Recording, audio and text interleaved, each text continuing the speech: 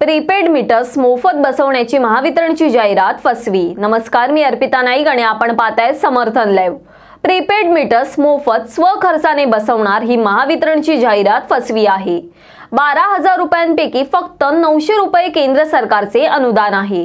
राहिलेले 11,100 रुपयाप्रमाणे होणारी एकूण रक्कम 25,000 कोटी आहे।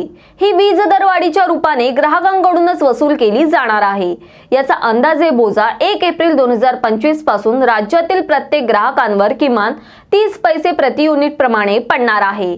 ग्राहकांच्या खिशातून दरवाढीच्या मार्गाने दरवर्षी किमान 3,000 कोटी व अधिक रक्कम वसूल केली जाणार आहे, असे महाराष्ट्र वीज ग्राहक संघटनेचे अध्यक्ष प्रताप होगाडे यांनी सांगितले आहे। प्रताप होगाडे यांच्या म्हणण्यानुसार सध्या वापरात असलेल्या स्मार्ट मीटर्सची किंमत आयोगाने निश्चित केलेल्या दरानुसार सिंगल फेज मीटरसाठी 2,710 रुपये व 3 फेज मीटरसाठी 4,050 रुपये आहे। यामध्ये फक्त एक प्रीपेड यंत्रणा व देखभाल दुरुस्ती खर्च वाढणार आहे। ही वाढ गृहीत धरून प्रीपेड मीटर्सच्या एप्रिल 2023च्या कंपनीच्या टेंडर्स मधील अंदाजित दर हा 6,320 रुपये होता।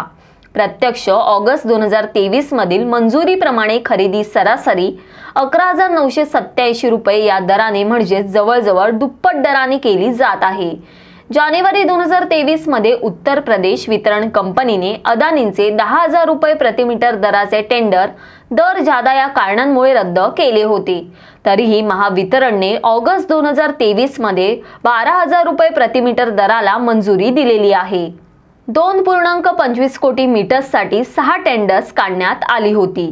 त्यापैकी 2 टेंडर्स 1.16 कोटी metres Adani, 2 tenders 57 lakh metres NCC म्हणजेच Naga Arjun construction company, 1 tender 30 lakh metres Monte Carlo व 1 टेंडर्स 22 लाख मीटर्स जीनस याप्रमाणे टेंडर्स मंजूर करण्यात आली आहेत।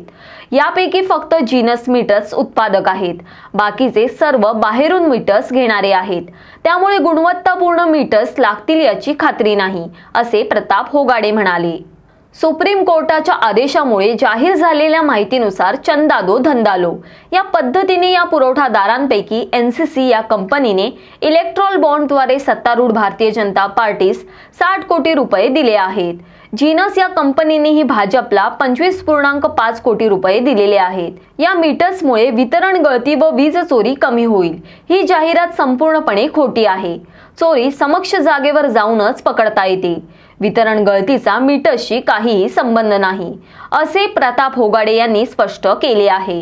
राज्यात दरमहा 100 युनिट्सच्या आत वीज वापर करणारे घरगुती ग्राहक 1.43 कोटी आहेत। दरमहा 101 ते 300 युनिट्स वीज वापर करणारे घरगुती ग्राहक 52 लाख आहेत। दरमहा 300 युनिट्सच्या आत वीज वापर करणारे छोटे व्यावसायिक व छोटे उद्योजक 10 लाख आहेत। या एकूण 2.5 कोटी ग्राहकांना या प्रीपेड मीटरचा कोणताही फायदा होणार नाही, उलट अनेक प्रकारच्या अडचणी निर्माण होऊ शकतात, असेही प्रताप होगाडे म्हणाले। उत्तर प्रदेश व बिहार येथे 3 वर्षांपासून प्रीपेड मीटर्स आहेत। अद्यापही बिलिंग दुप्पट तिप्पट या तक्रारी आहेत।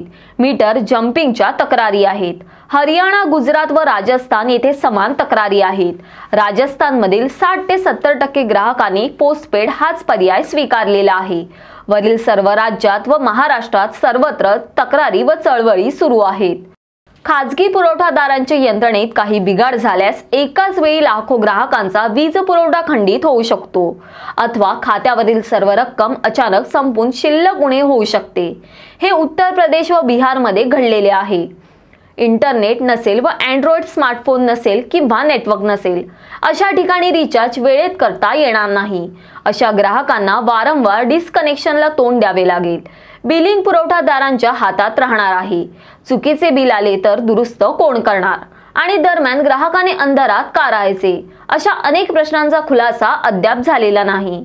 वीज कायदा 2003 मधील कलम 47 मधील 5 प्रमाणे मीटर प्रीपेड की पोस्टपेड याचा निर्णय करण्याचा संपूर्ण अधिकार हा ग्राहकांचा आहे। कोणतीही वितरण कंपनी प्रीपेडची सक्ती करू शकत नाही। तरीही महाराष्ट्रात सक्तीने सर्वांना प्रीपेड मीटर्स लावण्याचा घाट घातला गेला आहे। त्यामुळे सर्व ग्राहकांनी प्रीपेड मीटर नको असे वैयक्तिक अर्ज दाखल करणे आवश्यक आहे। प्रीपेड मीटर्समुळे 20 किलोवॅटच्या आतील ग्राहकांचा वीज पुरवठा ऑनलाईन खंडित करता येईल। मोठ्या ग्राहकांचे मीटर सीटीपीटी ऑपरेटेड असल्याने वीज पुरवठा खंडितच करता येणार नाही। तो सध्याच्या पद्धतीने जागेवर जाऊनच करावा लागेल, म्हणजे ज्यांना प्रीपेडची गरजच नाही अशा 2.5 कोटी सर्वसामान्य ग्राहकांना त्रास, अडचणी व नुकसान सहन करावे लागणार आहे, असे प्रताप होगाडे यांनी सांगितले आहे। प्रीपेड मीटर्स लावल्यानंतर महावितरण कंपनीमधील अकाउंटंट व बिलिंग विभागाशी संबंधित 20,000 रोजगार कायमचे कमी होणार आहेत। पुढेही कायमस्वरूपी रोजगार निर्मिती कमी होणार आहे।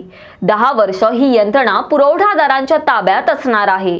दरम्यान त्यांनी वितरण परवाना मिळवल्यास ग्राहकांच्या खर्चातून निर्माण झालेल्या यंत्रणेची फुकट मालकी त्यांना मिळणार आहे। केंद्र सरकारच्या धोरणातून व आदेशानुसार सुरू झालेली ही वाटचाल म्हणजे वीज क्षेत्राच्या खासगीकरणाची सुरुवात आहे। वीज ही अत्यावश्यक सेवा राहणार नाही। केंद्र सरकारच्या धोरणानुसार भावी काळात वीज ही खुल्या बाजारपेठेतील विक्रीची वस्तू होईल। ग्राहक आणि सेवा देणारी शासकीय कंपनी हे नाते नसेल, विक्रेता आणि खरेदीदार हे नाते सुरू होईल। सर्वसामान्य 2.5 कोटी ग्राहक हे या धोरणाचे पहिले बळी ठरतील।